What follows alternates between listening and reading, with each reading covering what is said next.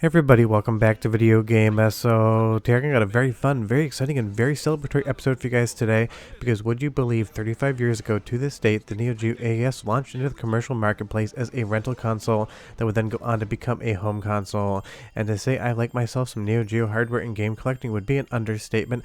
I have a Neo Geo AES MVS CDZ as well as a zero-slot MVS board and a metric crap ton of games. And it's wild to think that I remember seeing Neo Geo in like 1991 or 1992 at my local arcade, the Dream Machine in Vermont.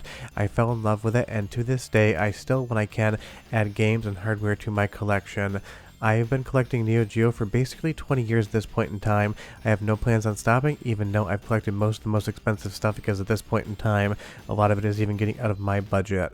But the Neo Geo was just so much fun as far as hardware platforms were concerned back in the day, and it still holds this covetous place in everyone's imagination as this incredible console that so many people want to collect for, but yet so few actually do. There's just so much to love about the Neo Geo. It only had like 200 and some odd games, but it still captivates to this day, and the best games on the platform are still as good today as they ever were. Stuff like King of Fighters 2002, King of Fighters 98, Garo Mark of the Wolves would still review every bit as good if they came out in 25 as if they came out 15, 20, 25, 30 years ago. And it's wild to think that King of Fighters 2003 is old enough at 22 years to go out to a bar and have a drink. And maybe 3 years or so ago, I did an entire overview of a lot of my collection of Neo Geo AES, MVS, and Neo Geo CD. It's only grown since then, and maybe this video does well, I will do another quote-unquote room tour of the hardware. But there's something about Neo Geo AES games that just have this tactile feel and connection to the hardware that no other gaming systems ever provided to me outside of collecting JAMA and bespoke 3D arcade boards from the 90s. Popping open one of these cases, whether it's a soft case or a snap lock, and popping it into an AES just absolutely feels incredible. I've had this Neo Geo since 2005 when I first started collecting a few years after high school when I was on the road traveling as a filmmaker, and I would grab maybe a game or two every single year, and at that point in time you could have some of the heavy hitters for $300-400, which is why I have a lot of my collection. I just fell in love with collecting Neo Geo, and even to this day the hardware kind of just captivates and holds a place in people's imagination as this absolutely insane platform that is just basically the holy grail of collecting. Something like King of Fighters 2003 here now is going to be an absolute fortune if you want to pick it up on AES, but I think I paid maybe $450 for this, probably in like 2012 or so. Prices have definitely gone up, and a lot of what you see definitely I didn't pay that much for, but a game cartridge bigger than my hand just absolutely hits. And it's one of those things, when you have that snap lock case in your hand, you pop it open, you take it out, it's just so much fun. But there's so much other hardware on the Neo Geo side of things as well. We'll get into this later on in the video, but this is a zero slot board for King of Fighters 2003. All of the ROMs are socketed onto the JAMA board, so there is no cartridge whatsoever. It's one of the more oddball pieces of Neo Geo MVS hardware out there, and if you're wondering why I own a zero slot King of Fighters 2003 board while I also have it on AES, apparently I lack common sense when it comes to my purchasing decisions. But honestly, from the snap lock cases to the inserts, just being in the presence of a Neo Geo game, it kind of just exudes and puts out this aura of just absolutely some of the most fun gaming you can have and some of the most specialized and interesting hardware.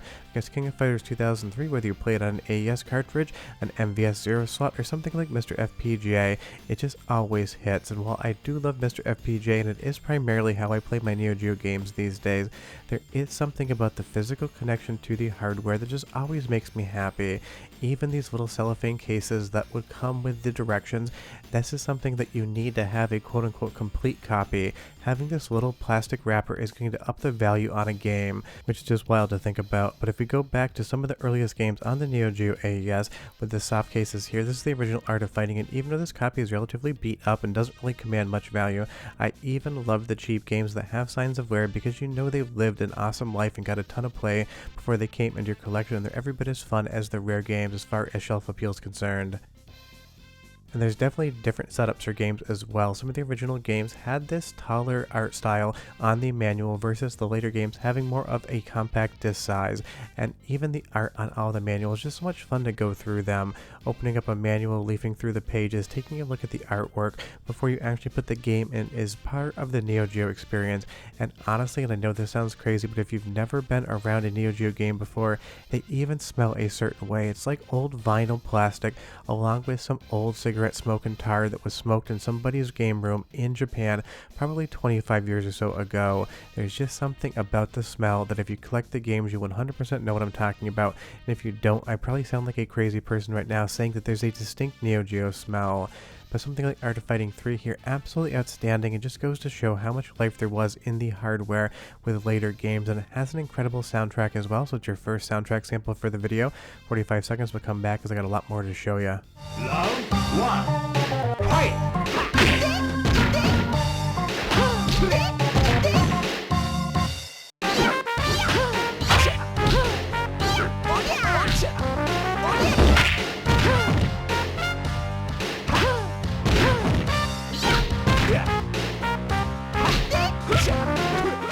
The Neo Geo had just such iconic music and I absolutely love it, but the best part is, and I know this stands true for a lot of other consoles as well, is the fan games that come out for them. Somebody like Bitmap Bureau, calling them a fan developer at this point in time would just be a misnomer. Their new Terminator game looks absolutely insane, but they came out with Xeno Crisis a few years ago, and had this game released during the actual life cycle of the Neo Geo AES, it would have been considered one of the best games on the platform. And they have new games coming out for Neo Geo, and now doing that Terminator game, you can just see where they got their start and how far they've gone, and it's just something that really makes me happy. The Neo Geo is always alive, it's always thriving, there's always somebody new making a game for the system, and something like Xeno Crisis again shows just how good games can be on hardware that came out in 1990, because you have to realize the Neo Geo of 1990 is the same Neo Geo hardware that people are getting games like Xeno Crisis released on today, and even these new games take those cues from the previous games, having full color manuals, a ton of different artwork, and really just feeling like a premium product. And if you never checked Xeno Crisis out before, I can't recommend it enough. But of course we have the MVS side of things as well, where I am not the biggest collector of. I do have a couple MVS boards and cartridges, but it's not one of those things that I really gravitate towards. And before you ask this, in case you're not sure, the AES cartridges do not work. You have to use MVS specific cartridges.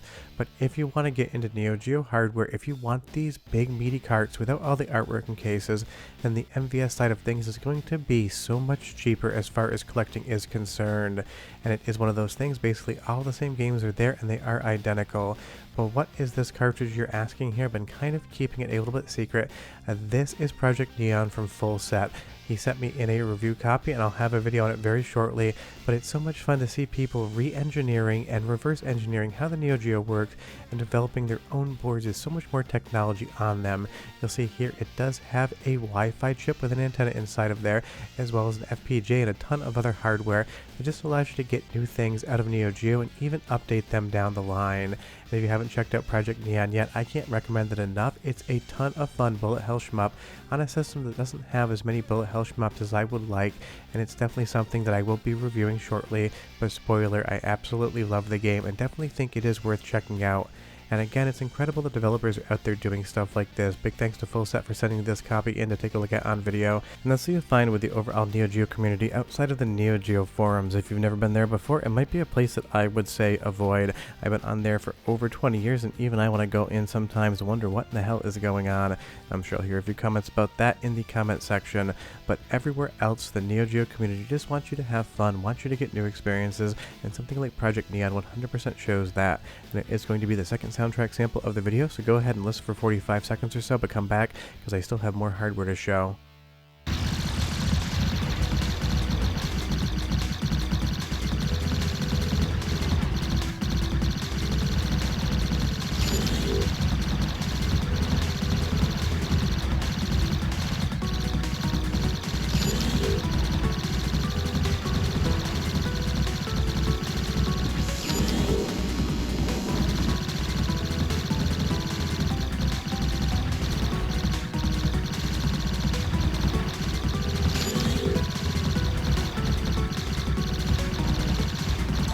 I love the soundtrack of Project Neon, and if I had to compare it to anything, if you've never seen it before, go on YouTube and type in the playlist Lo-Fi Beats to Study To. Very similar concept. And if you want to go the CD side of things, you can do that as well, because to cut down on costs back in the day for the expensive cartridges for the home, SNK released not one, not two, but three different Neo Geo CD consoles. The front loader, the top loader, as well as the CDZ, which has faster loading speeds. And this is an area in which if you want real hardware and you don't want to go the MVS with a super gun or arcade arcade cabinet route, you're going to have a ton of fun. Sure, there's going to be loading times, and do be aware that the entire library of stuff on the AES and MVS isn't available on the CDZ, but it is one of those consoles. It's a lot easier to deal with discs than it is massive cartridges.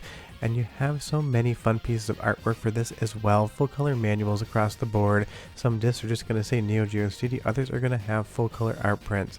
And again, if you just want to play Neo Geo games and you want to spend a little bit of money and have the best experience, I can't stress enough, MiSTer FPGA is where it's at as a cycle-accurate implementation of Neo Geo AES, MVS, and CD, so you can play literally everything ever made, and it is perfection. But of course, I mentioned I would talk about the Zero Slot board, a newer addition to my collection that I picked up just for this video to explain the other variants. That's why I bought it, even though I have an AES copy of this game, just to showcase on camera. There were 3 games that are known to exist on this board: King of Fighters 2003, SVC Chaos, as well as Metal Slug 5. And I would say King of Fighters 2003 is by far the title you want to pick up. Metal Slug 5 is definitely decent, but nowhere near as good as 1 through 3, but it's a hell of a lot better than 4. And I would say SVC Chaos is a fun game to play, but the promise of what that game was supposed to be back in the day versus what we were delivered will always leave it being slightly disappointing to me, even though I 100% have it in my AES collection. Just because I don't love something doesn't mean I won't pick it up if the price is right. And there's just something about collecting Neo Geo games, whether it's AES, MVS, or CD, you don't buy them very often, but when you do, you're stoked to add something to your collection. As you'll see here, I'm going to go through the entire initial run of King of Fighters games on the Neo Geo from 94 all the way to 2003. I picked up my first game in 2005, which was King of Fighters 2002, which was an English copy of all things. Everything else in my collection is basically Japanese for KOF, and it took me probably about 13 or so years until I actually completed the set. I think 2017 or 2018 I added the final King of Fighters game into my collection, and honestly, it was King of Fighters 95, I believe. It's just something I had never picked up that was cheap, and that's the thing, you kind of pick and choose what you want to add to the collection. Do you need every single King of Fighters game ever made? You definitely do not, but I love the franchise. I fell in love with it in arcades back in the day, and I just thought to myself, wouldn't it be fun to have a full set of all of the King of Fighters games on your shelf that you could just pick up and play whenever you want? Because when I started collecting Neo Geo, emulation was decent but not amazing. Real hardware was where it was at. But now, again, if I want to sit down and play any of these games, I'm just going to pop my MiSTer FPGA on either my CRT televisions or through my RetroTink 4K in direct video mode. But I still remember I had a high-paying gig one time as a filmmaker, and I decided I was going to treat myself, so I went home and picked up a copy of Geru Mark of the Wolves in from Japan. Had to get photographs of the board to make sure it wasn't a bootleg, and I was just absolutely excited to play this game. And I will tell you right now, I paid the princely sum of $650 for it. And if you go and look at the price of a really nice condition Mark of the Wolves right now, you'll realize that I absolutely just got a great value for this game. And the wild thing is, you should never invest in video games, but my Neo Geo AES collection has gone up better than any 401k or other investment I've ever made in life, even though I'm never probably going to sell them. But you can go from something like Baseball Stars here so early on the console and just absolutely have an incredible time playing with friends, playing in an arcade cabinet, playing via emulation. These games just hit, and there's such a life cycle of the Neo Geo. Something like Baseball Stars moving over to something like the final game on the system, the Last Samurai Showdown. There's so much life in the Neo Geo hardware. This thing was basically having games made for it for over 15 years, and it is again just absolutely wild to think that it has been 35 years to the date since this arcade hardware first made it home as a rental console. Here's to another 35 years of the Neo Geo, and if you're not aware yet, I will have a 12-part series, the second I've done on Neo Geo on the channel, coming up every week moving forward, because I just want to celebrate some of the other games for their 35th anniversary. Leave me a comment down below and tell me, do you own Neo Geo hardware or not, and what's the first Neo Geo game you played? For me, I believe it was Puzzle Bobble, but I can't quite remember anymore. But we're done. I'll see you guys next time. Bye-bye.